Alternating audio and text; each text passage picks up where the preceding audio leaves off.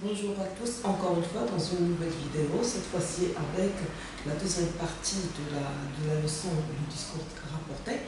Dans la dernière séance, nous avons vu la phrase déclarative au discours direct. Nous avons vu les transformations que subit la phrase en passant du discours direct au discours indirect. Les principales transformations sont les suivantes.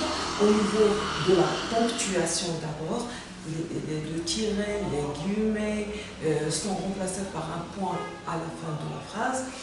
On a parlé également du verbe introducteur. On a dit que lorsque le verbe introducteur est au présent, les temps des verbes dans la parole ne changent pas, on garde le même temps qu'on a, mais lorsque le verbe introducteur est au passé, alors là, les verbes entre guillemets, leur temps doit changer. C'est-à-dire, si on a le présent devient imparfait. Si on a l'imparfait, on garde l'imparfait. Si on a le passé composé, le passé composé devient plus que parfait. Si on a le futur simple devient conditionnel présent. Et si on a le futur antérieur, bien sûr, il devient conditionnel passé. D'accord?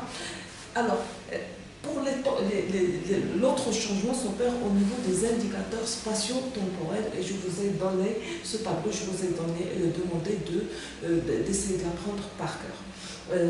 Ça, pour ces changements, seront les mêmes dans la phrase interrogative lorsqu'elle passe du discours direct au discours indirect. L'autre changement qu'on ne voit pas dans la phrase déclarative, mais dans la phrase interrogative, c'est ce qu'on va voir, c'est ce qu'on va découvrir ensemble. Par la première phrase. Que craignez-vous? Leur demanda-t-il. Regardez là. Alors cette phrase est au discours direct. Les indices qui le montrent, tirer les guillemets et le point d'interrogation. C'est une phrase interrogative au discours direct. Leur demanda-t-il, ça c'est le verbe de parole, hein, avec le sujet, hein, qui parle, il, à qui, leur. Donc ce qui est à l'extérieur des guillemets ne va pas changer. Donc pour transformer cette phrase au discours indirect, qu'est-ce qu'on doit faire? On doit commencer bien sûr par le verbe de parole. Il leur demanda. Ici, remarquez, lorsque le verbe introducteur est placé après la réplique, il y a inversion de sujet. Donc, et là, on a ajouté un T. C'est pour éviter la rencontre des deux voyelles. Parce que le verbe se termine par un A et il commence par un I. Donc, on était obligé d'ajouter le T. D'accord? Entre des traits d'union. D'accord? Très bien. Alors, au discours indirect, alors il n'y aura pas d'inversion de sujet. On ne doit pas la garder. Hein? On va dire il, on commence par le sujet, il leur demanda. Le verbe, remarquez ici, le verbe introducteur, il est au passé. Ici, on a A, donc c'est le passé simple. Donc, il leur demanda, on garde, on ne change rien. Alors, que craignez-vous?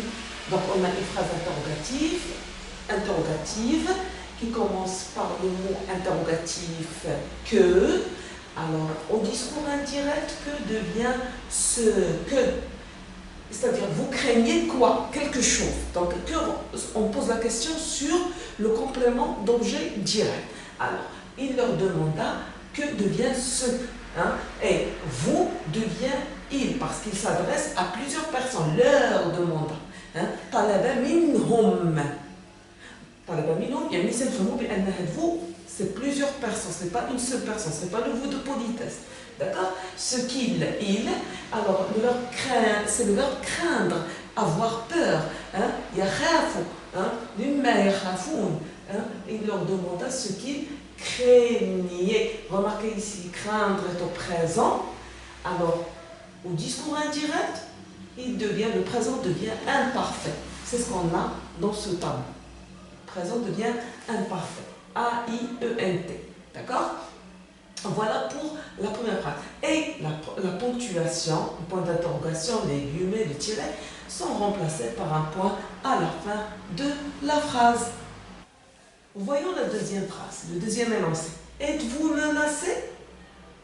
Voulut-il savoir? Alors, êtes-vous menacé? C'est l'énoncé qui est la phrase au discours direct. Qui parle ici? C'est il. Que veut-il? Il veut savoir. Il voulut savoir. Donc ici, le verbe vouloir, c'est le verbe introducteur. Vouloir savoir. Hein? Donc vouloir est au passé simple. Donc c'est le temps du passé. Donc au discours indirect, qu'est-ce qu'on va dire? Et on a inversion de sujet là. Le verbe introducteur, on a inversion de sujet. Il est placé après la parole. Donc maintenant, dans le discours indirect, le verbe de parole doit être placé en tête. Parce que c'est à l'aide de ce verbe qu'on va rapporter les paroles du personnage. Qu'est-ce qu'on va dire? Il voulut savoir.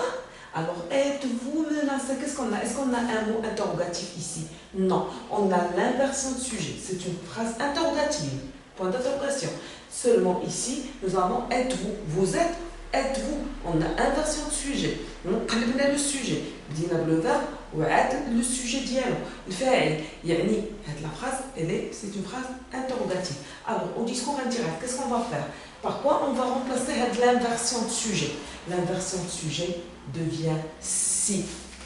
Alors, je mets la première phrase. Lorsqu'on n'a que devient ce que. Lorsque vous avez inversion de sujet, au discours indirect, vous êtes l'inversion de sujet, c'est un endroit si pour relier ce que ici relie la phrase au discours indirect au verbe de parole, c'est-à-dire le verbe introducteur.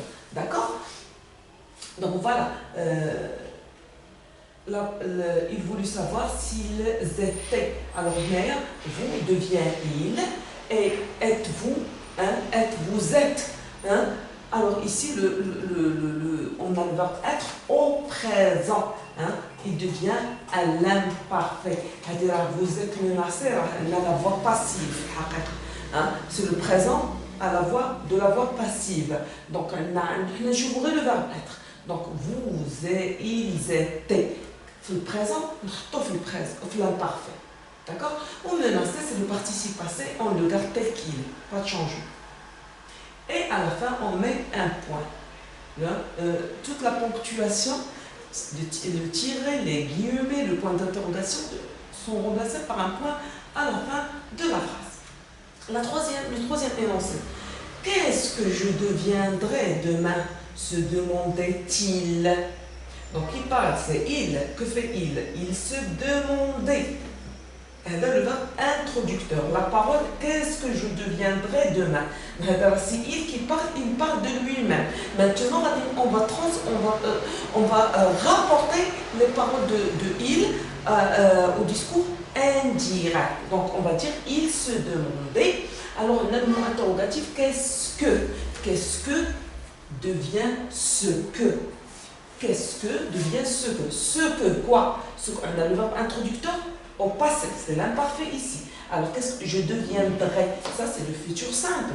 Alors, le futur simple, que devient-il? Il devient conditionnel présent. Et je sera remplacé par il, bien sûr. Ce qu'il deviendrait, A-I-T. Alors, on a demain, je deviendrai demain. Donc, demain devient le lendemain. Ce que je deviendrai le lendemain. Et bien sûr, la ponctuation remplacée par un point à la fin de la phrase. Passons à la dernière phrase. Comment as-tu osé me trahir? Me trahir, يعني تخونني. Comment as-tu osé? كيفاش تجرأتي أنك كيف تجرأت أن تخونني؟ هذا هو المعنى ديال هذه الجملة. Lui demanda-t-il. On a toujours une phrase interrogative au discours direct. Qui parle ici, c'est il. Il lui demanda. Il parle à lui, à quelqu'un d'autre. Donc, il lui demanda. Remarquez, le verbe introducteur, il est au passé simple. Il lui demanda. Ne change jamais. Il lui demanda. Alors, comment as-tu osé me trahir? Comment, c'est le mot interrogatif. Alors, comment, c'est un adverbe interrogatif. D'accord? Alors, il n'a pas changé. Il ne change pas. Les adverbes interrogatifs ne changent pas. Alors, as-tu osé? Tu as osé. On a le verbe, on a inversion de sujet.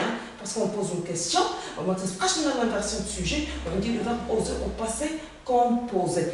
Idem. Le passé composé, que devient-il? Il devient plus que parfait. Vous n'avez qu'à regarder le tableau des temps. Donc, il lui demanda, le verbe introducteur est au passé, le mot interrogatif comment ne change pas, l'inversion de sujet, on ne va pas la garder, c'est-à-dire que le sujet retrouve sa place, il, donc tu deviens il, alors le passé composé devient plus que parfait. On a as-tu osé, tu as osé, devient il avait osé. Le trahir, me devient le. Elle dit trahir moi. Trahir qui? Moi. Me, c'est un COD, d'accord? COD. Mais on n'a plus, ce n'est plus lui qui parle. Hein? C'est le narrateur qui rapporte les paroles de je, d'accord? Donc il ne va pas dire je, donc il va dire il. Et pour le COD, me devient le, d'accord? Parce qu'on comprend que le personnage ici qui parle, c'est un nom, hein? C'est masculin, singulier, il. C'est il qui parle et dit me, d'accord? Alors donc, me sera remplacé par le. Les deux sont des COD, hein? C'est le COD, c'est un complément d'objet direct. Et bien sûr, à la fin, on a un point. Donc, on a vu pour les mots interrogatifs que, ou bien qu'est-ce que, on pose la question sur le COD, qui devient le discours indirect, ce que. Est-ce que, ou bien inversion de sujet, on pose la question sur toute la phrase, c'est une question totale. On répond par oui ou non. Est-ce que tu es malade? Tu vas me dire oui ou non. Es-tu malade? Tu vas répondre par oui ou non. Donc c'est une question totale. Donc, il a une est-ce que ou la inversion de sujet, alors ça se remplace si. Quant à comment, quand, où, pourquoi, combien, ce sont là des adverbes interrogatifs. Ils ne changent jamais en passant du discours direct au discours indirect. Pas de changement. Il y a aussi d'autres mots interrogatifs comme qui, quel, qui, eux aussi ne changent pas. Voilà pour la phrase interrogative au discours indirect.